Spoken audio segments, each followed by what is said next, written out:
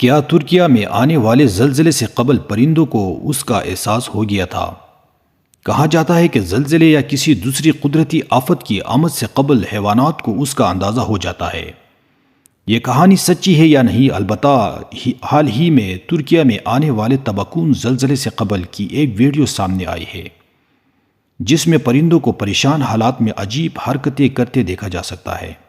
تاہم اس ویڈیو کی کسی آزاد ذرائع سے تصدیق نہیں کی جا سکی۔ ویڈیو کے ایک منظر میں ترکیہ کے ایک شہر کے آسمان پر پرندے اس وقت غیر معمولی تعداد میں اڑتے دیکھے جا سکتے ہیں۔ ایک منظر جو عجیب سا لگتا تھا، میں درجنوں پرندے ننگی شاخوں والے درختوں کے اوپر بڑی تعداد میں جمع ہے۔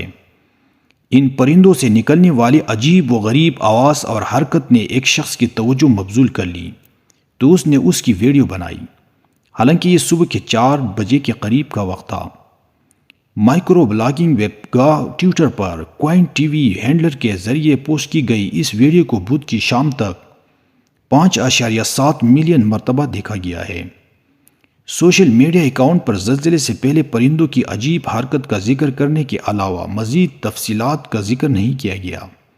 مثال کے طور پر یہ نہیں بتایا گیا کہ یہ ویڈیو کہاں فلمائی گئی اور نہ ہی اس کی تصدیق ہو سکی ہے۔ کچھ لوگوں نے ویڈیو کی صداقت پر سوال اٹھایا اور کہا کہ ترکیہ میں برف نہیں ہے، لیکن ملک کے کچھ حصوں میں پہلے ہی برف پڑ چکی ہے۔ ویڈیو پر تبصرہ کرنے والوں میں کچھ لوگ یہ کہتے بھی دیکھے جا سکتے ہیں کہ زلزلوں کی آمد سے قبل اس کا علم انسان کے سوا باقی جانوروں کو ہو جاتا ہے۔ زلزلے کے واقع ہونے کے بارے میں جانوروں کا انسانوں سے پہلے علم ہونا زمانہ قدیم سے مشہور ہے۔ اس نظریے کی تائید کرنے والی عصری تحقیق بھی موجود ہے۔